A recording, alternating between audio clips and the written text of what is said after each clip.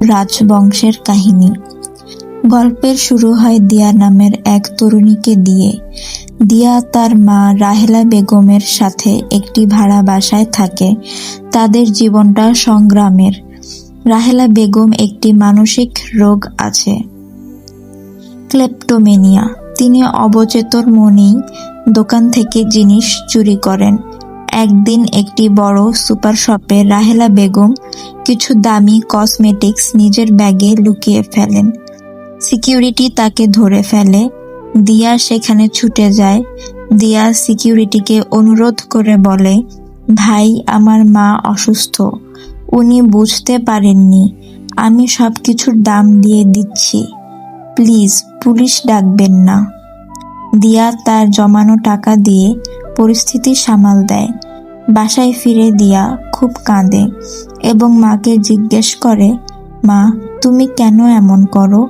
লোকে আমাদের চোর ভাবে। রাহেলা বেগম অসহায়ভাবে উত্তর দেয়, দিয়া, বিশ্বাস কর, আমি নিজেও জানি না কখন আমার হাত ওইসব জিনিসের দিকে চলে যায়। কিন্তু তাদের বড় বিপদ আরো গভীর ছিল। এলাকার কুখ্যাত সন্ত্রাসী রাসেল তাদের বাড়িতে দলবল নিয়ে ঢুকে পড়ে। রাসেল ঘরে ঢুকেই লাথি মেরে টেবিল উল্টে দেয়। সে রাহেলা বেগমের কলার চেপে ধরে গর্জে ওঠে, রাহেলা, তুই আমার যে মালগুলো চুরি করেছিস তার দাম 2 লাখ টাকা। আজ রাতের মধ্যে টাকা না পেলে আমি এই বাড়ি শ্মশান বানিয়ে দেব। রাহেলা বেগম ভয়ে কাঁপতে কাঁপতে বলেন, রাসেল বাবা, আমি তো ওগুলো বিক্রি করতে পারিনি, হারিয়ে ফেলেছি, আমাকে একটু সময় দাও। রাসেল দিয়ার দিকে কুনজরে তাকিয়ে বলে, সময় শেষ, কাল আসবো, টাকা না পেলে এই মেয়েকে আমি তুলে নিয়ে যাব। যাওয়ার সময় রাসেল দিয়াকে জোরে ধাক্কা দেয়। দিয়ার মাথা আলমারির কোনায় লেগে সে মেঝেতে পড়ে যায়। তার চোখের সামনে সব অন্ধকার হয়ে আসে। পরদিন সকালে দিয়া যখন যন্ত্রণায় চোখ মেলে, সে দেখে তাদের ভাঙাচোরা ঘরে এক অত্যন্ত দামি শাড়ি পরা আভিজাত্যময় নারী বসে আছেন, সাথে 2 জন বডিগার্ড। মহিলাটি দিয়ার মাথায় হাত রেখে মায়াবী স্বরে বলেন, মা, দিয়া, ভয় পেও না, আমি এসেছি সব ঠিক করতে। দিয়া অবাক হয়ে জিজ্ঞেস করে, আপনি কে, আমাদের এখানে কেন?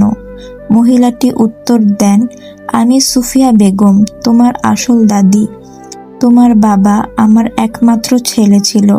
সে এক সাধারণ মেয়েকে বিয়ে করে আমাদের রাজপ্রাসাদ ছেড়ে চলে এসেছিল।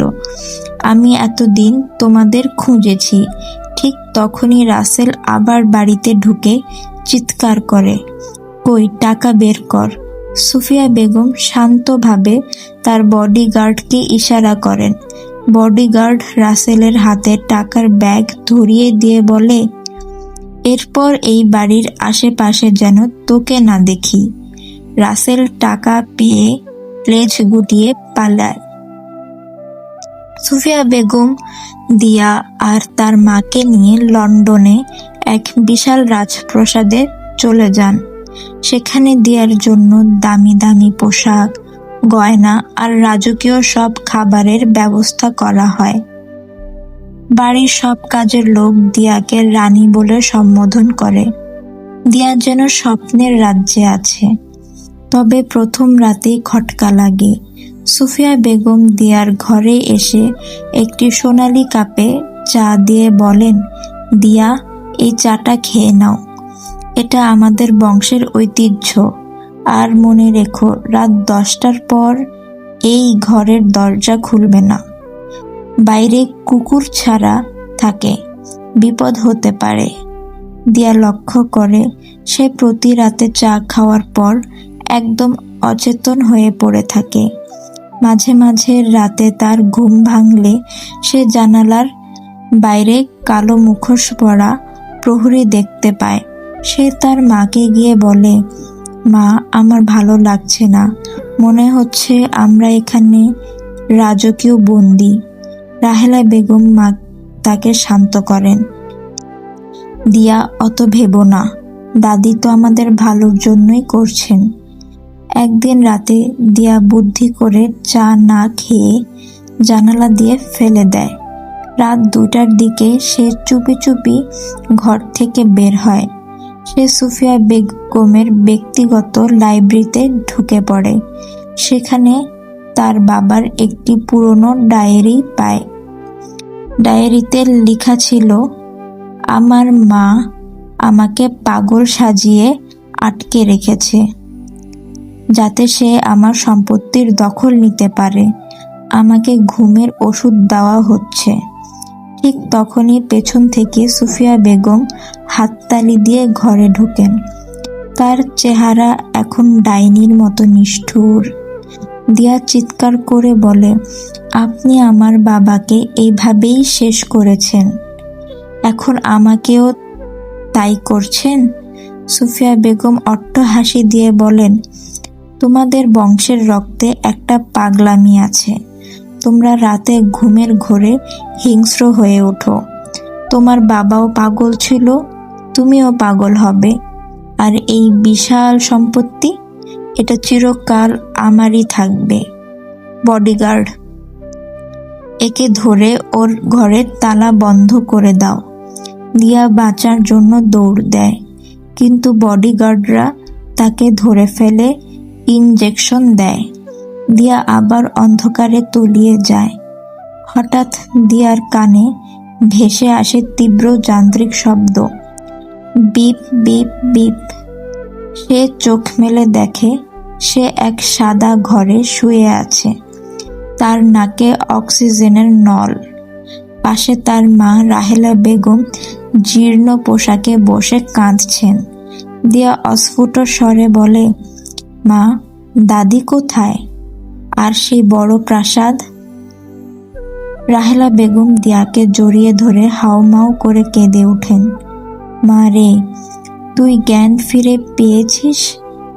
রাসেলের ওই ধাক্কায় তুই মাথায় প্রচণ্ড চোট পেয়েছিলি। তুই গত 2 মাস ধরে হাসপাতালে কোমায় ছিলি। কোনো দাদি নেই, কোনো রাজপ্রাসাদ নেই।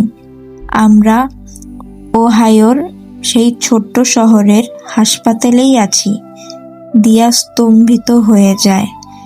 তার মানে এতক্ষণ যা সে দেখেছে, রাসেলের হাত থেকে মুক্তি, দাদির আগমন, রাজপ্রাসাদের জীবন, সবটাই তার অবচেতন মনের তৈরি একটা অবাস্তব স্বপ্ন ছিল। দিয়া হাসপাতাল থেকে সুস্থ হয়ে বাসায় ফিরে আসে। সে নিজেকে সান্ত্বনা দেয় যে অভাব থাকলেও অন্তত সে বাস্তব জীবনে আছে।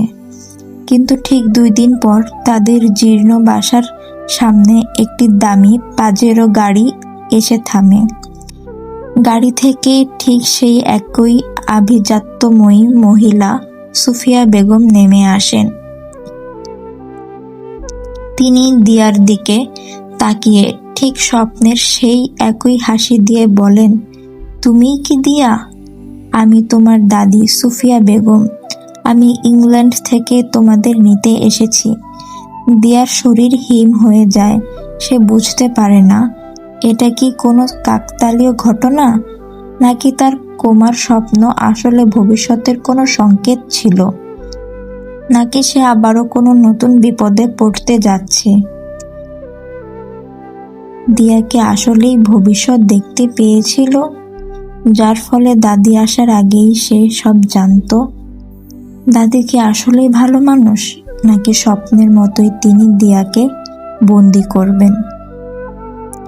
আপনার মতামত আমাদের কমেন্ট সেকশনে জানাবেন। প্লিজ আমার চ্যানেল সাবস্ক্রাইব করে পাশে থাকুন। আরও নতুন নতুন মজার মজার গল্প